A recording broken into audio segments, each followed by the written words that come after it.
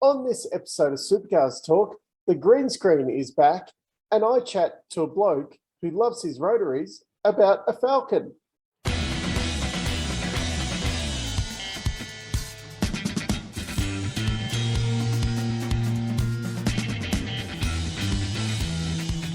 On this special episode of Supercars Talk, once again, I've got another special guest. You probably know him from Project Redline or something like that off the Full Boost channel. It's Bruni, and we're here to talk about his super special first car. Welcome. Thank you. Yes, Project Redline. Geez, that's winding back the clock now. I was trying to remember what other things you'd done on YouTube. Only got like an 8-part series on the RX-7 up at the moment, but that's fine. We'll just talk about something that happened 3 years ago. That's all good. I have actually. Well, that's probably the one that most people refer to back to is the Project Redline. Maybe it's a problem. Yeah. We haven't given this RX-7 a name. Everyone needs a name for a car or a project. So that's the thing. I don't think the RX-7 kind of hits the same, I suppose, heartstrings as much in Australia as what a lot of other cars do. And as you said, the Project Redline, I mean, obviously the 66 wasn't a very fancy car in Australia. Although in New Zealanders love it. Ask the Kiwis, they love the 66. They go crazy for it. You probably still wish you had the 66 over the RX-7. It's not that bad, is it? Oh, no, they just love them. They love the old school. We do too, but Australia don't really like the 323s and the 626 or the ugly duckling to all the RXs, but other cars serve their purpose. Commodore or Falcon, that's the problem. That's true. Got one of those for sale. Anyone wants to buy a VS Redline, contact me in the comments. One for sale right now. A white wagon, automatic. White wagon, 140,000 Ks. Well looked after. Very well looked after, of course. Garage for like the last forever. Never driven in the last 2 years. Yeah, never seen the rain. And now just COVID tax ready. Yeah, exactly. Time to cash in. That's right, and then you can upgrade. Yes, I've already upgraded. Yeah. Well, we're not here to talk about that today. We're here to talk about your first car. Well, speaking of first cars, speaking of great Aussie icons that are absolutely going crazy in terms of pricing these days that aren't worth like $3 really in reality. But I had 1980, I guess it was 1998, the first ever of the EA Falcons. So it was 100%, this thing was an X-Taxi. It had people remember taxis from back in the day. I don't know if they still haven't been in taxi in years and that, but they were the things where you got a lift before Uber became a thing. Yeah, that's it. You'd have some old borderline retired Greek or Italian bloke who knew the local suburbs like the back of his hand, never needed Melways or a GPS. But he had in his car, he would have had a trip meter or a taxi meter on top of the dash screwed to the dash. So they did give away for anyone buying a car back then. If you were buying an X-Taxi, because they weren't yellow back in those days. Yellow come, I think, in the mid-90s with the EF sort of Falcon and those ones. They went yellow then, but they could have been any color back then. So mine was a gold, sort of gold. It was pretty faded, pretty average gold. Beautiful gold it was. It was a fantastic champagne gold. But it had the two dead giveaways that you might have bought an X-Taxi was that one, you had those screw holes in the dash, and the second one was that had a bench seat. And mine had ticked both those boxes. But and it was on gas as well, wasn't it? Yeah, it was on gas. So gas back then was 10 cents a litre. So I used to fill up for like $8. It was ridiculous. So that car served me well. I used to do some really great single spinners in that. But back then when I think that car cost $1,500, which is sort of expensive back then. A lot of my friends had so that's a 1988. Was there was no 4 litre, it was 3.9 litre.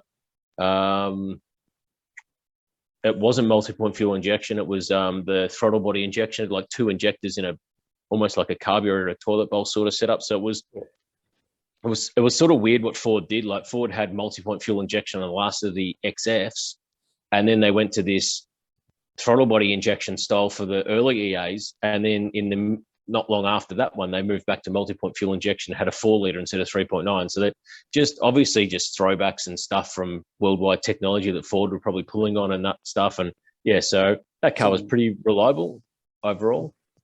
But it was they had big. a reputation for being reliable workhorses. Yeah, that 6 has always been that Falcon 6, 250 cube sort of thing's been around since the 60s. Basically, the truck motor, it's designed to do million kilometers type of thing. So it was great. I think only problems I ever had was I think the distributor ignition module flogged out once, and that was pretty much it. I had years of a couple of years of no trouble motoring in that thing. Cut my teeth on some car audio installs with that, which is where my entry to sort of automotive sort of performance, so to speak, was in modifying was the car audio scene. So I think that's where a lot of us started off, like putting in the big stereo, and then you had then a couple went of further. Really, really cheap subwoofers and amps and all that kind of stuff. Like not even like bottom of the line JB Hi-Fi spec. It was probably like bottom of the line J-Car spec or something. It was just like cheap. Just back then, it wasn't about like sound quality. It was just about loud.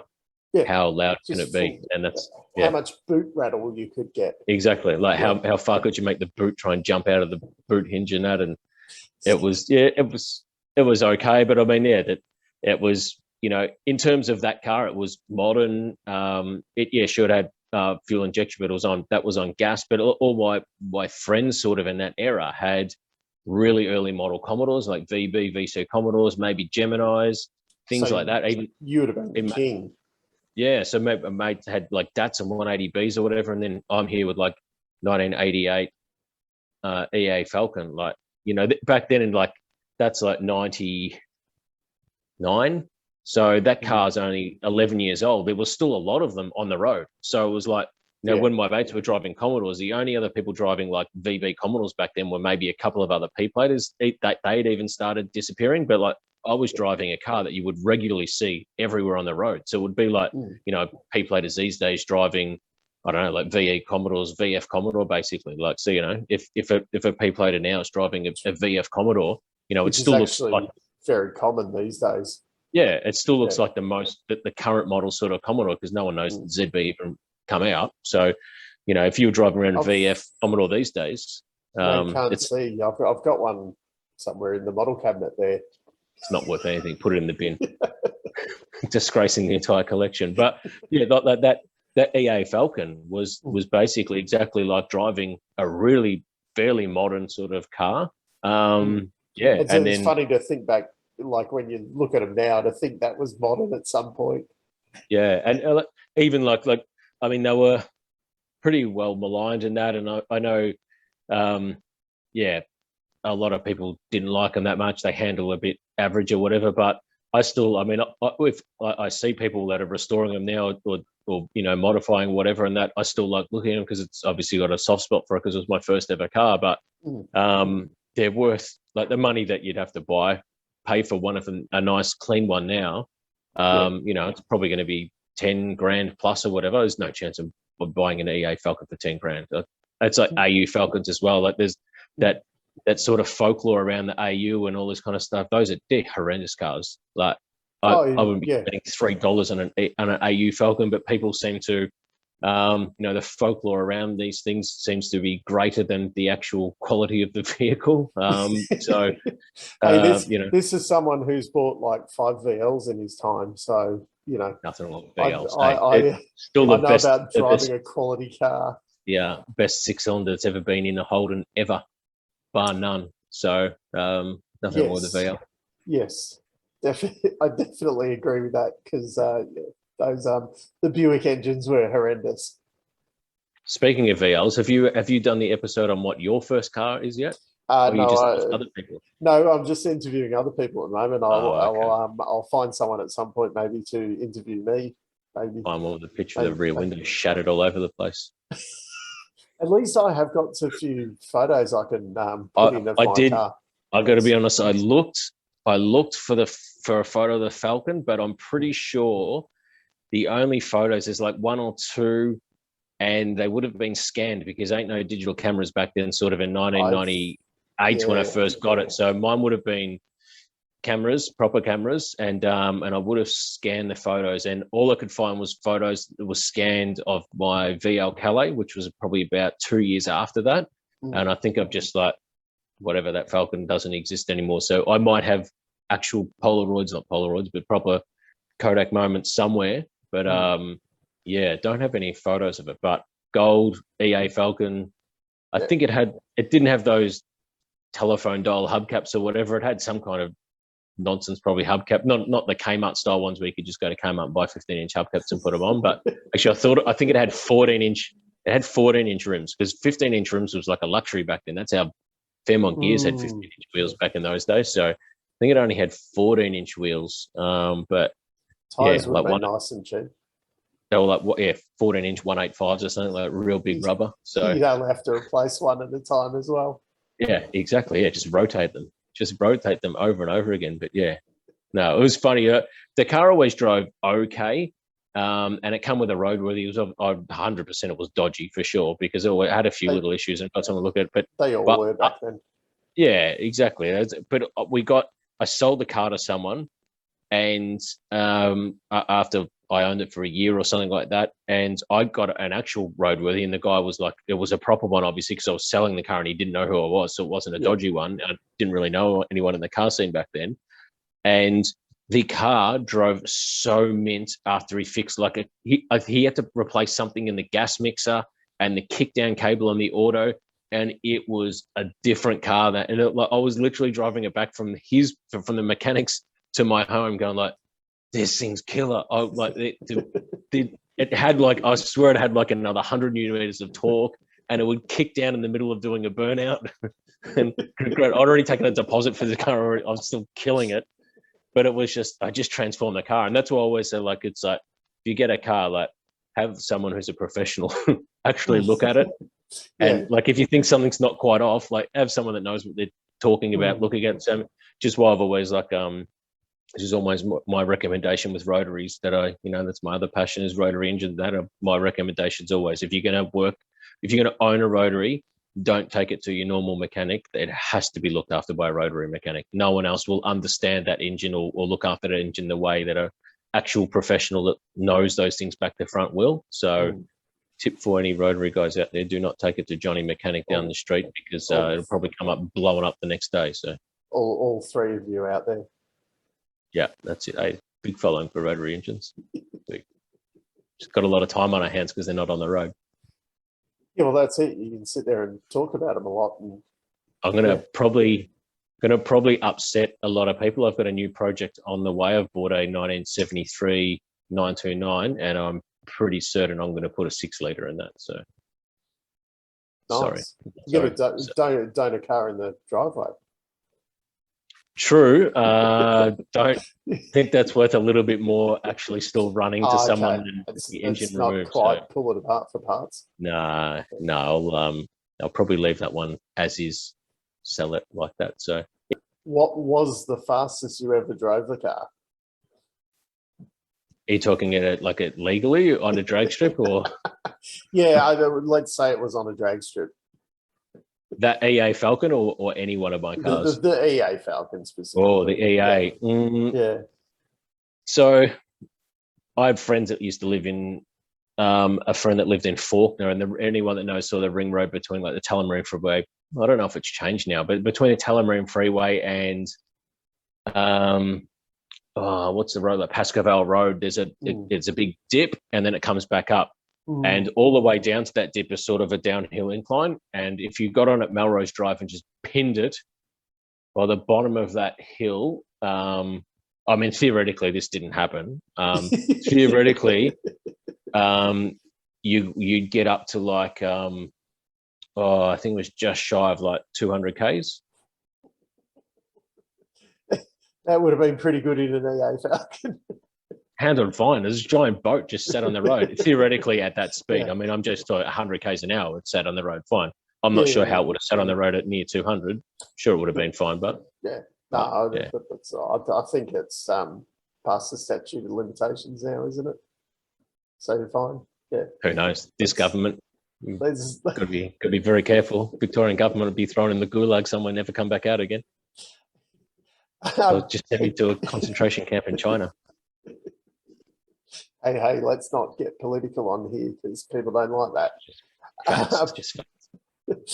Any big road trip stories or any special stories you recall? Oh, not that many road trips. I don't think. I don't really like camping in the outdoors. That's just gross. I think no, not in this one. That would have been later on. That. So I mean, the thing about the EA was it was a mode of transport to take me from university train station and back, basically. And I think that's pretty where I much worked at what EA Falcons Target. before. Yeah, and I wasn't like, people would talk to me now and go like, "Oh, you've been into cars all your life," and it's like, not really. You know, I really liked